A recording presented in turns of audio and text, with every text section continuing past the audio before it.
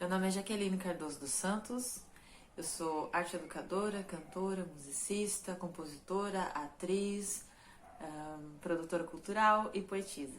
Eu sou formada em canto popular pelo Conservatório de Música Popular Brasileira, CMPB de Curitiba, aqui na capital do nosso estado, no Paraná. Cursei 2 anos e meio lá e fiz mais uma extensão de meio ano, uma especialização de prática de conjunto com o professor Joubert Guimarães. Também estudei leitura e escrita musical com o professor André e realizei alguns cursos a respeito, né, alguns cursos de extensão. Também dei algumas falas algumas palestras a respeito do meu trabalho. Uma delas foi na Universidade Federal do Paraná, mas acho que eu estou me adiantando um pouco. Vamos por partes. Eu vou começar pelo comecinho da minha história, né? Com 7 anos, eu participei do concurso Amadora Guiar, ali na Fundação Bradesco, concurso de redação. Estava no primeiro ano do fundamental e já tinha um gosto enorme por literatura. Gostava de ler, gostava de escrever, daí fui aluna do professor Sebastião Soares de Castro, e da professora Eumita, mais tarde, ali na Unespar Fafipa, professora Eumita Simonetti, 2 figuras extremamente conhecidas na cidade, sempre buscaram incentivar a leitura, a contação de história, o teatro. Então eu meio que virei cria da Casa da Cultura, passei boa parte da minha infância e adolescência transitando pela Casa da Cultura. Não, na época ainda não havia teatro Altino Afonso Costa. E eu apresentei teatro várias vezes, assisti também muitas vezes o TEP, saudoso TEP, onde também ali começava a minha relação com a figura do Paulo César Oliveira. Mais adiante a gente vai voltar a falar sobre ele. Então, nessa época, com 16 anos, eu comecei a trabalhar no CECAP, no Centro de Atendimento Especial à Criança e ao Adolescente de Paranavaí, ali na Vila Operária, com crianças de 7 a 14 anos na época, crianças e adolescentes, e eu fui instrutora do coral. A princípio eu entrei para ser instrutora de datilografia, mas como eu sempre tive vontade, eu assumi essa função, né, de regência e comecei também a buscar mais conhecimento sobre isso. Então, nessa época, eu comecei a estudar no Conservatório de Música da professora Laura Silovaco, ali em Maringá. Era uma parceria com a instituição custeava uma parte do curso e eu pagava do meu bolso outra parte para poder conseguir fazer aula com essa professora maravilhosa que hoje dá aula na Espanha. Então eu fui me aperfeiçoando aos poucos, fui buscando, pesquisando, criando arranjos e nisso surgiu o coral Vozes da Esperança. É o coral do CECAP, que fez várias apresentações dentro da instituição, dentro da cidade, fora da cidade. Esse coral era composto por aproximadamente 120 crianças que eram atendidas pela instituição. Aqui tem algumas fotos das apresentações que fizemos. Essa primeira aqui foi na abertura do Tríduo Cultural, na Fafipa, na Semana de Letras, quando eu era integrante do curso de Letras. Essa segunda aqui foi o Festival de Corais de Paranavaí, onde a gente fazia uma apresentação muito bonita em parceria com a capoeira, com o grupo de capoeira. E esse coral saía também para se apresentar no centro da cidade, para agradecer as pessoas que ajudavam, né? Então, aqui mais uma foto da apresentação do Festival de Corais. E aqui uma apresentação numa das lojas do centro da cidade que ajudava a instituição, né? Aqui mais uma foto do coral. Nessas apresentações, então, eles podiam praticar, né, tudo que a gente aprendia. E eu também transmitia os conhecimentos da aula de técnica vocal para as crianças que estavam sendo atendidas na instituição. Aqui mais uma foto das atividades internas. Foram dezenas de apresentações em conferências, em festivais, nas escolas. E aqui nós temos mais uma. Essa daqui foi na Escola Neuza Braga, se não me engano. E essa daqui mais uma foto da abertura do Tríduo Cultural Semana de Letras, na época FAFIPA, hoje em dia Unespar FAFIPA. Aqui consta o panfleto do Festival de Corais, onde nós participamos. Aqui tem o arranjo, o repertório que nós cantamos na época. Então eu guardo com muito carinho essas recordações. Mas vamos seguir adiante. Na história, então, eu continuei trabalhando no SECAP, trabalhei por um bom tempo no SECAP, exatamente 9 anos, né, com essas crianças, e me mudei daqui de Paranavaí para Mandirituba, onde o trabalho que eu continuei exercendo lá foi todo inspirado na minha vivência aqui em Paranavaí. E acrescentando aos saberes que foram aparecendo durante o caminho. Então, quando eu me mudei para Mandirituba, eu fui trabalhar numa instituição chamada ABAI, Associação Brasileira de Amparo à Infância. Na ABAI, o meu trabalho como educadora já tinha um pouco mais da vivência da minha infância com teatro. Então, eu dava aula no teatro com o professor Sebastião, que já é bem conhecido na cidade. Além de literato, ele é artista plástico, então eu tenho essa grande influência dele. Quando a gente se põe a fazer teatro engloba muito mais coisas do que o atuar, né? Então tem todo o cuidado da direção de cena, todo o cuidado da cenografia, do figurino. E então a gente acabei assumindo essas ferramentas também como ferramentas educacionais. E na ABAI, então eu era arte educadora nas disciplinas de teatro, música. Aí música englobava canto, flauta, flauta doce, percussão, canto coral também, não só canto individual, prática de conjunto. E a minha história na ABAI é muito bonita, porque eu aprendi muito na instituição e aprendi muito com eles, e eles também me ensinaram por outros aspectos, por outras...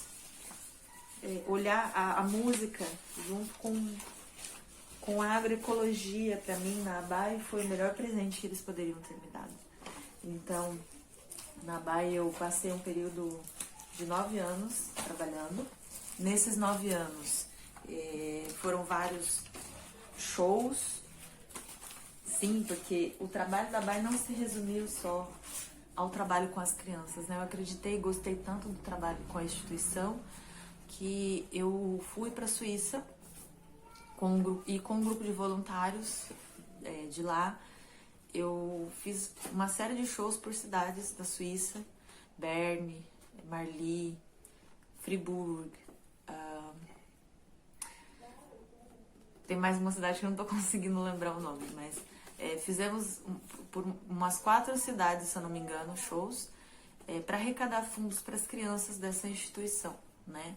Então esse aqui é um dos cartazes que eu guardo também com muito carinho. O nome do projeto chama Tem Gringo no Samba, Jaqueline Cardoso e sua orquestra, porque eram toda essa quantidade de músicos aqui em cima de um palco e era a coisa mais linda. Mas esse trabalho aqui, esse repertório que a gente executou nessa música, ele foi baseado num trabalho que se chamava Tela Viva, Tela Animada, que era desenvolvido na instituição. Como que acontecia o Tela Viva, Tela Animada? Eu proporcionava durante as aulas de teatro, de artes plásticas, um momento de fruição de obras de pintores famosos, uma de cada vez, para que as crianças tivessem contato com essas obras, para que elas conhecessem, né? Que elas tivessem aquele primeiro contato. Então, depois a gente conversava sobre quais sentimentos que aquela obra despertava, sobre quais sensações que a obra trazia. E a gente, então, eu propunha para eles que depois que terminava essa discussão, eu trazia o material de todo o espaço do material de teatro, as roupas, todo o figurino, colocava no centro do salão, pedia para que cada um encontrasse uma peça de roupa que caracterizasse com aquele quadro que foi lhe apresentado. Aí eles escolhiam o seu figurino. Depois eles tinham que passear pela instituição e encontrar um lugar onde eles pudessem compor um cenário parecido com aquela obra, fazer uma releitura daquela obra e tirar uma foto. A partir dessa releitura, dessa foto, eu apresentava para eles músicas que eles achavam que poderiam, que depois eles faziam uma análise e me diziam qual música que mais falava com a realidade daquele quadro, com o retrato do quadro. E depois nós trazíamos uma análise do contexto do quadro para a criança conhecer se aquele contexto tem a ver com a música trazida, né? Então era toda uma educação, era toda uma alfabetização artística por várias linguagens. E desse resultado, desse trabalho Tela Viva, Tela Animada, foi selecionado as músicas que os voluntários conseguiam tocar, porque música brasileira para estrangeiro é um pouco complicado, né? E desse repertório nós fizemos uma outra seleção e acabamos executando esses shows lá e arrecadando dinheiro para a instituição.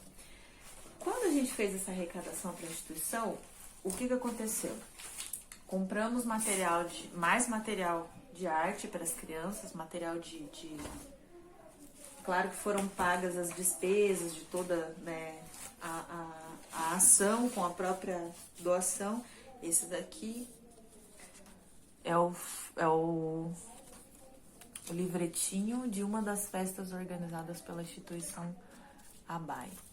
É o livreto da primeira caminhada da Mãe Terra, um evento inspirado na Romaria da Mãe Terra.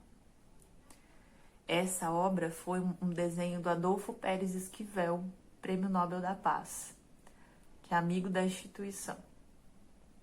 Então, ele fez especialmente esse desenho para a ABAI, né? E por que eu falo isso? Porque, assim, juntando todos esses recursos, nós compramos um bom equipamento de som e compramos instrumentos, né? Garantimos várias atividades para as crianças, como que eu posso dizer? Vários recursos para desenvolver atividades com eles. Fizemos uma grande compra de flauta, de pandeiro, compramos uma bateria, um equipamento de som que comportasse tudo isso. E a partir daí começaram a ser dadas aulas de música dentro da instituição com um pouco mais de recurso, né? Além dessas aulas de música, os funcionários, durante o seu período de almoço, na folga, voluntariamente mesmo, começaram a ensaiar, começaram a aprender com esses instrumentos e praticar cada vez mais.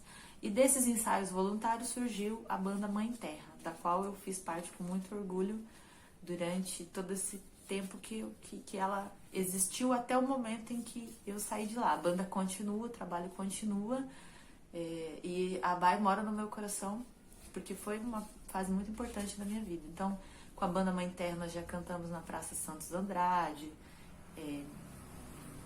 na Feira da Agroecologia, já cantei pelo Leonardo Boff, na Feira do Produtor Consciente, no Sindicato dos Bancários, já cantei na Lapa, já cantei em Palmeira, viajei, fiz uma mini turnê no Paraná, porque a banda começou fazendo músicas de outras pessoas, mas a necessidade do trabalho da instituição, que tem como missão construir em rede caminhos dignos de vida através da agroecologia, né, com atividades de fortalecimento de vínculo, de convivência, esse conviver com o sagrado da terra, promover a cidadania, se tornou o refrão de várias músicas, né?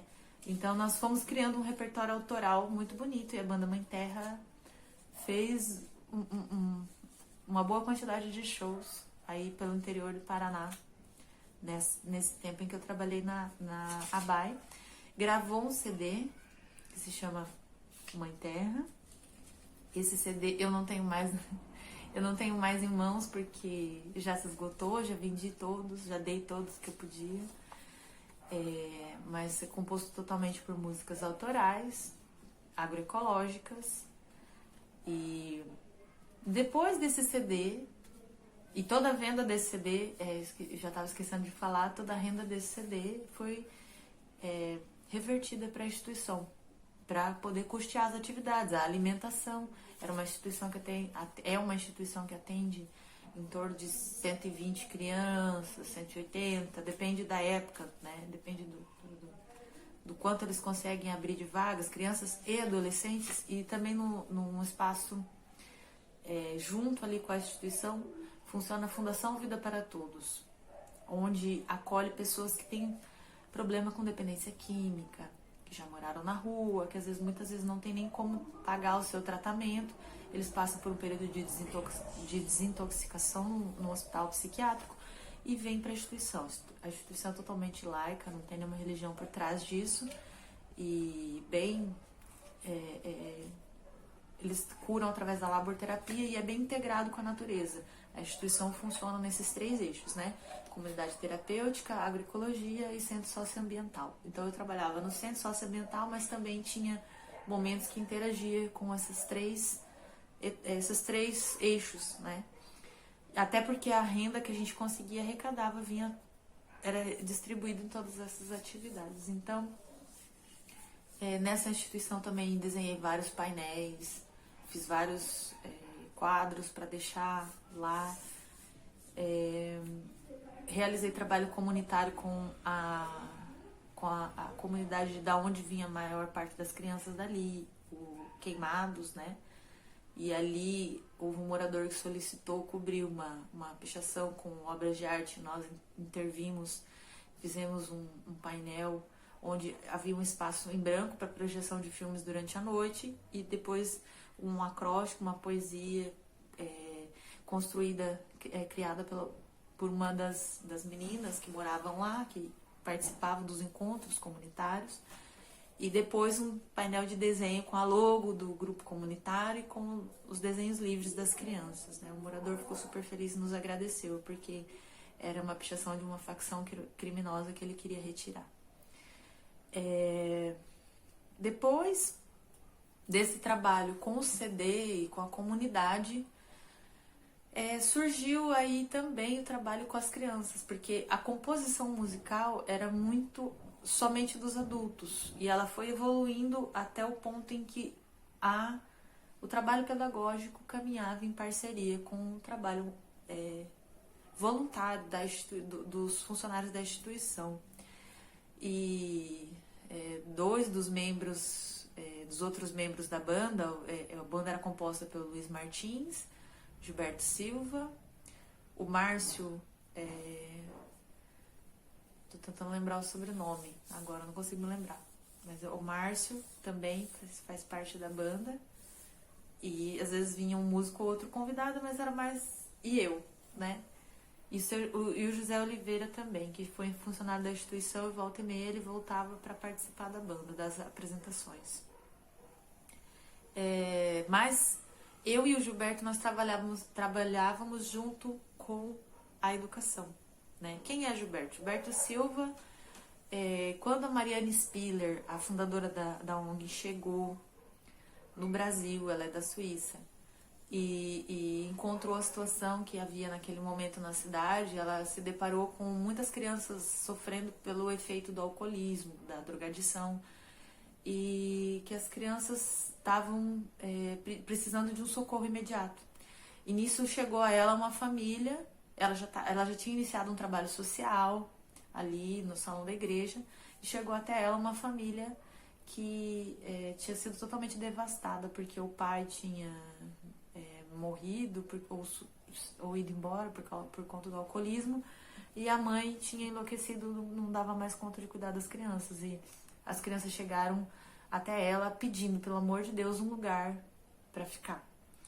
E ela, então, as crianças eu lembro de conversar com ela me contar essa história, e dizer que o menorzinho chegou no frio, só de short e sem chinelo, falando: tia, por favor, não tem uma família pra gente? Você não tem uma casa pra gente morar? E ela acolheu essa família, e esse menorzinho é o Gilberto Silva. Ele foi funcionário da instituição em várias etapas e até chegar, até se especializar, estudar técnica, se formou por técnico no meio ambiente na PUC, Paraná. E depois ele começou a trabalhar com as crianças e adolescentes também. E o Gilberto Silva tem um talento musical muito grande de composição. Ele e o Luiz Martins foram responsáveis pela maior parte das letras. E como o Gilberto trabalhava na parte pedagógica e eu também trabalhava com as crianças, então nós fomos aplicando uma metodologia de trazer do próprio tema, do tema mensal das atividades desenvolvidas na instituição, uma ideia de criação de música. E foi daí que surgiu o CD Filhos da Mãe Terra, que eu coordenei os ensaios e a gravação. E ajudei a compor uma das músicas que está no CD, que fala sobre, é do mês de junho, se eu não me engano, o tema, a gata querendo participar, e fala sobre os animais da trilha. Nessa música, em especial, o trabalho foi assim. Eu recebi um material de doação, onde constavam figuras, e essas figuras tinham a imagem e o nome de animais da Mata Atlântica. Então a gente foi brincando com o jogo da memória e aprendendo sobre esses animais, e depois citando esses animais durante a atividade, as crianças me ajudaram a compor essa música. Então foi uma parceria, eu sempre digo que foi uma composição coletiva, né? Então eu trabalhei 9 anos nessa instituição e senti uma necessidade de mudar de rumo. A educação já não estava me satisfazendo mais como artista. E ao longo desse período, né, que eu trabalhei como educadora, arte educadora, eu também desenvolvi projetos como produtora cultural. Um deles foi o show Terça Brasileira, onde eu consegui aprovar um projeto para me apresentar no Teatro Paiol de Curitiba com o grupo Sambaia. Eu fiz toda a parte de produção e dividi o palco também com o meu professor Gilbert Guimarães.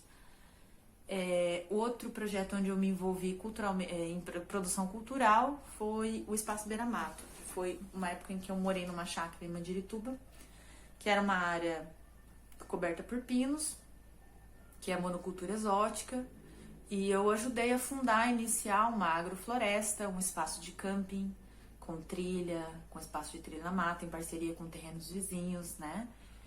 Onde acontecia com estúdio, cozinha comunitária, com palco, tudo começou do zero, só tinha os pinos, então fomos construindo, aumentando e organizando eventos de forma colaborativa, totalmente patrocinados de forma cooperativa, digamos assim, né? Até me enrolei para dizer, mas eu vou tentar ser bem sucinta. Como que funcionavam esses eventos colaborativos? Como eu era educadora, eu não tinha muito dinheiro para investir em eventos, e o meu parceiro de negócios também não tinha muito dinheiro, Heráclio Zielinski, que era o proprietário do espaço, é o proprietário do espaço. Nós fizemos então um acordo com os artistas. Nós investimos na estrutura, arrumamos toda a estrutura e tínhamos 2 formas de fazer evento. Uma era dividindo o risco meio a meio, que era dividindo a portaria. O artista aceitava fazer o evento e nós tínhamos já uma lista de artistas prévios que poderiam dar certo, e com isso, e na maioria das vezes deu. E o artista trazia o seu equipamento de som e nós dávamos a segurança, a estrutura, e depois cada um, a gente só vendia ingresso na portaria para ter um controle melhor, e depois cada um ficava com metade da produção, né? A outra forma era a seguinte: o ingresso do evento se torna forma de pagamento. Mas o artista, ele não é obrigado a aceitar, porque ele não é função dele vender ingresso, né? Então nós fazíamos o seguinte acordo, explicávamos a situação, dizíamos, né, olha, somos educadores, não temos um salário e tal, mas nós queremos fazer isso. E a possibilidade queremos fazer um festival onde você está inserido, você nos passa o seu cachê, nós nunca colocamos um cachê máximo ou mínimo, cada projeto trazia o seu cachê. E dentro da proposta oferecida, nós vamos custear 40% com o ingresso, do qual você pode fazer o que você quiser. Se você quiser dar, se você quiser vender para ficar com a renda dos ingressos, é seu. Porque existem muitos lugares que pedem para o artista vender ingresso. Eu agora, depois, como artista independente, percebi isso. E depois o artista tem que devolver o dinheiro para casa fazer uma recontagem, de readministrar o dinheiro e devolver para o artista. Então eu acho isso absurdo. O artista não é obrigado a fazer papel de vendedor de ingresso, nem produtor, né? A gente se obriga porque, infelizmente, a situação não é fácil, mas, enfim. Eu, como produtora, não me sentia à vontade de fazer isso. Então eu paguei 40% em ingresso e o resto em dinheiro, né? Quem aceitou se viu muito satisfeito, porque normalmente eram bandas, eu procurava privilegiar bandas da cena autoral da região, né? E eram bandas que tinham 10, 11 músicos e normalmente não encontravam casa para levar, porque ninguém queria pagar o cachê que eles mereciam. Mas, por outro lado, eles levavam sempre cada músico, 1, 2 amigos, e era muito fácil de vender ingresso. Então, cada banda dessa levava 20, 30 pessoas. E, às vezes, eles vendiam os ingressos que lhes cabiam e pediam mais. Então, a gente já fazia um acordo. Olha, já que você quer vender mais, você pode ganhar por isso. Uma porcentagem dos ingressos é seu. 15%, 10% é seu. E ficava bom para todo mundo. Então, o artista como produtor, nesse sentido, como pulverizador do evento, para mim funcionou muito bem. Nessa época que eu fui produtora de eventos, eu fui muito contente nesse aspecto. Tanto é que eu fui convidada pela Janaína Henriques, que é uma das produtoras de eventos do Psicodália. É um festival que normalmente aconteceu até 2018 em Rio Negrinho, depois deu uma pausa por problemas burocráticos. Me parece que uma juíza da região proibiu a entrada de criança em todos os eventos da cidade, e isso prejudicou o festival porque a criança era a alma do festival, então eles resolveram dar uma parada, mas acontecia em Rio Negrinho até 2018, todo o carnaval ou o ano novo, conforme a época do ano, conforme o ano, né? Onde reunia mais de 5.000 pessoas. E nesse festival eu dei uma oficina de criação de eventos colaborativos, graças a esse período que eu trabalhei no Espaço Beira-Mato, né? Nas contratações, na organização e direção de palco, pré-produção e pós-produção, sair pedir patrocínio, apoio, tudo isso, captação de recursos, tudo isso eu levei no lombo durante esse tempo. Né, conversar com o artista, negociar, fazer publicidade, arte, pode não ter sido a melhor, mas foi feito com muito carinho, né? Depois desse período desenvolvendo essas atividades simultâneas, eu acho que eu tive um burnout, síndrome de Burnout, não sei como cada um fala de um jeito, mas a educação já não me satisfazia, a produção já não me satisfazia, e eu senti uma necessidade de ver o mundo. Então eu iniciei uma viagem que depois se tornou uma viagem de motorhome. Primeiro era uma viagem independente, depois eu conheci um parceiro com quem eu viajei, Gustavo Gilbert, e viajei daqui de Curitiba, daqui de Paranavaí para Ilha do Mel, da Ilha do Mel para Rio Negrinho, para o Festival Cultural Psicodália. Do Psicodália eu gravei o CD da Bai de novo, né, o CD Filhos da Mãe Terra, e dali eu iniciei a viagem pelo litoral. Comecei pelo litoral, fui para Ilha do Mel, depois peguei a 101, fui para o Guarujá, Santos, Guarujá, né, e fui subindo. Cheguei em São Sebastião, todo o litoral paulista, procurando trabalho como música de barzinho, de restaurante, fazendo música ao vivo, porque eu já tive algumas experiências, então, que até então eu não tinha citado, né, mas fazendo produção artística, produção cênica, fazendo... Não a faculdade, né? Fazendo a função de produção cênica. Fazendo o trabalho de educadora, eu também cantava em eventos, volta e meia, né? Então eu tinha muita curiosidade de saber como seria esse mundo de se apresentar na noite. Então eu fui trabalhando onde foi aparecendo espaço. Eu fui até... Segui todo o litoral paulista, fui até Cabo Frio, Arraial do Cabo, e depois eu voltei. Paraty, Angra dos Reis, e parei em Ubatuba, porque eu senti que Ubatuba era um lugar onde as pessoas tinham mais receptividade com o tipo de música que eu gosto, que eu sei fazer, que é MPB, pop, rock, reggae, bossa nova, que foi todas as influências que eu colhi desde o tempo que eu estava morando em Paranavaí até aquele devido instante. Fiquei um tempo em Ubatuba. Depois voltei para trabalhar em outra edição do Psicodália. Nesse período, então, fiquei 1 ano na estrada, fiz uma pequena turnê de 1 ano na estrada, e depois do Psicodália eu fui finalizar com um show em Córdoba, na capital, na Argentina, numa passagem por lá, né? Depois disso, aconteceram algumas fatalidades, eu tive meu equipamento roubado em Córdoba. Eu até pretendia voltar a morar em Ubatuba, mas eu parei em Paranavaí. E quando eu parei em Paranavaí, eu encontrei um clima muito acolhedor.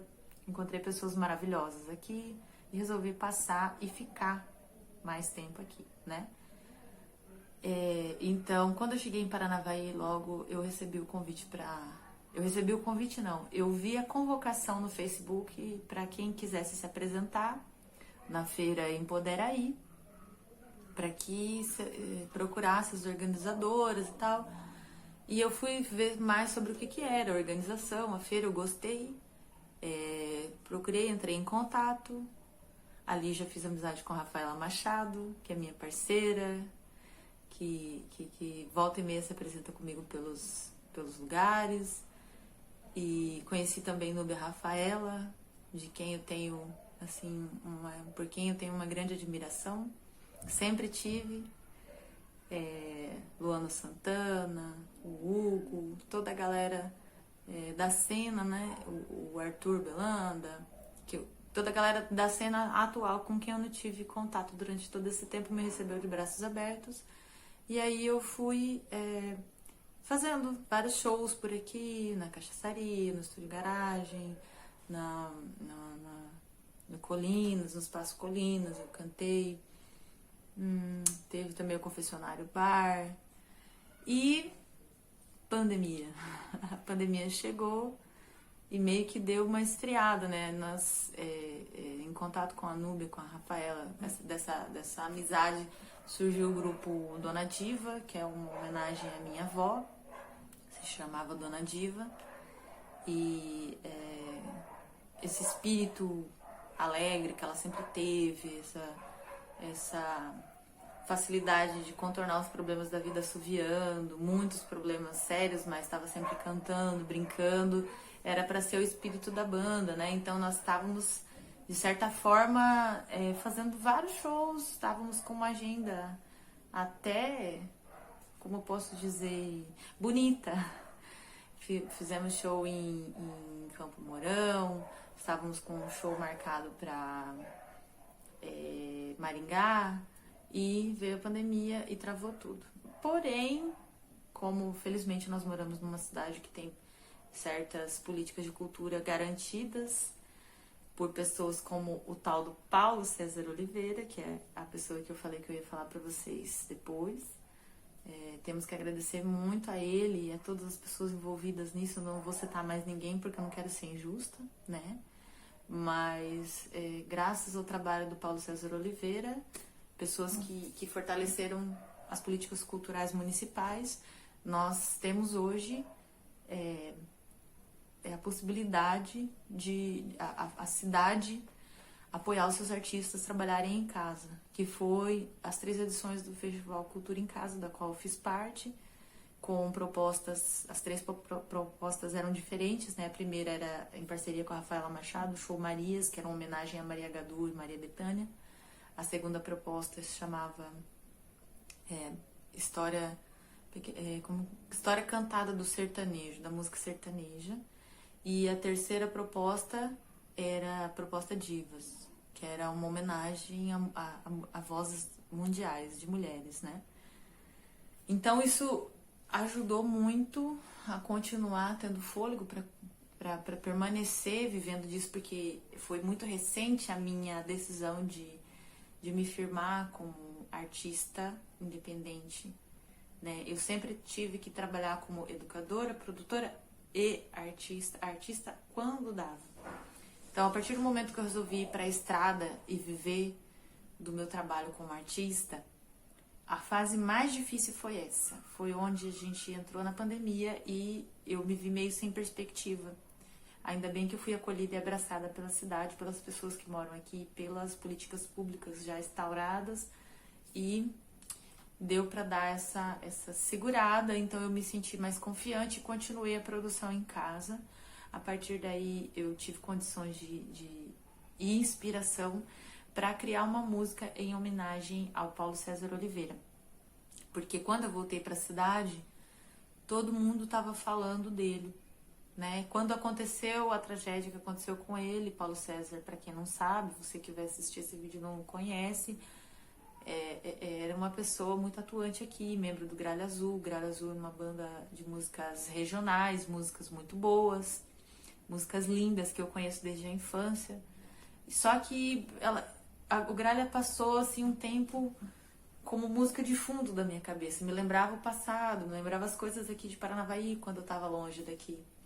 E quando eu recebi essa notícia da morte dele, eu estava em Ubatuba. Eu fiquei muito triste, porque eu conheci muito de relance, mas eu sabia de tudo que ele significava para a cidade, porque além do Gralha, ele também foi diretor de cultura, foi gestor na cidade, nessa área. Ele ajudou a fundar o FEMUP, uma das pessoas que ajudou a fundar o FEMUP, era poeta, era compositor, cantor, violonista, ator, porque também fez parte do TEP. Então, é uma pessoa assim de valor, de inspiração muito grande para toda, uma figura de inspiração para todo artista aqui da cidade. E toda vez que eu conversava com alguém, quando eu voltava, a pessoa me dizia assim, com a voz embargada, né? Você viu o Paulinho? Você ouviu falar do Paulinho? Você viu o que aconteceu? E cada um me dava um detalhe diferente sobre como aconteceu a morte dele, né? Ele estava saindo já do barco, pelo que me contam, e ele tinha tirado o colete e foi jogar a corda pra amarrar o barco na borda, no cais, não sei como se chama, no porto. E nisso que ele fez esse movimento, parece-me que ele se enroscou na rede e caiu. E foi encontrado com a camiseta por dentro da calça, praticamente de frente com a casa que ele conseguiu comprar na beira do rio. Então foi uma situação muito mística, muito cheia de emoção para todo mundo. E todo mundo queria me contar essa história. E eu me senti invadida por essa emoção da cidade. E eu senti que a cidade estava órfã e resolvi fazer essa música para ele. E também escrevi uma poesia, e essa música do Paulinho eu escrevi para participar do FEMUP. E elas foram premiadas agora na 55ª edição do FEMUP. Então eu me sinto muito grata. Eu vejo que a minha história com Paranavaí é muito linda, porque Paranavaí compôs tudo que eu sou fruto daqui, tudo que eu mostrei lá fora foi daquilo que eu comecei a aprender aqui. E quando eu precisei voltar, ela estava de braços abertos nesse aspecto para mim, para eu poder trabalhar, para eu poder viver, recebeu minha arte de coração aberto. Então eu só tenho a agradecer. E é isso. Eu acho que eu esqueci de comentar que durante a minha carreira também participei de alguns festivais de música. Participei do FARPA em 2003 e 2004, onde eu ganhei o 2º lugar. participei do Festival de Música de Mandirituba, e também fiquei em segundo lugar em 2 edições.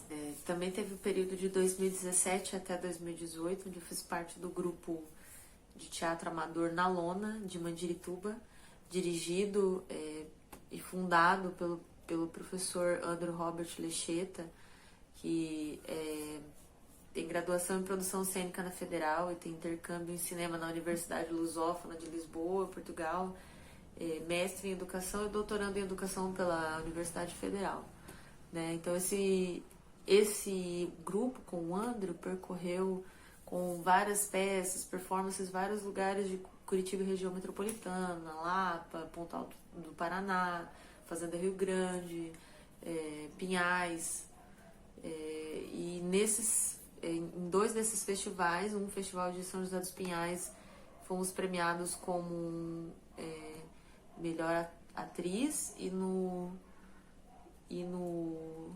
festival de Pontal do Paraná, fomos premiados com melhor iluminação. E nesse grupo eu desempenhava a função de iluminação, sonoplastia, as funções, né, de iluminação, sonoplastia, execução e criação em cena e atuação também, né? E a partir desse projeto aí, eu consegui, de participar desse grupo, eu consegui melhorar a minha atuação na ABAI, né? Porque eu tive condições técnicas de fazer várias montagens, né? De uma forma um pouco mais, digamos assim, melhor amparada pela pesquisa técnica do Andrew, né? Pela informação que ele nos passava nas aulas. Então, conseguimos fazer montagem, por exemplo, como o Boi e o Burro no Caminho de Belém, de Maria Clara Machado, os Saltimbancos, do Sérgio Bardotti e Luiz Henrique Balakov, adaptado pelo Chico Buarque, A Revolução das Notas Musicais, que é um texto de Alessandra Bordeaux, Jesus Nasce no Brasil, que foi uma adaptação de uma obra, O Natal Brasileiro, de Lídia Ortélio, e várias outras montagens eu consegui realizar com o meu trabalho a partir da atuação no grupo Na Lona. E é isso. Eu estou muito feliz pela oportunidade de poder participar desse edital e contar a minha história, ficar registrada entre os agentes culturais, os fazedores de cultura e artistas de Paranavaí. Para mim é uma honra.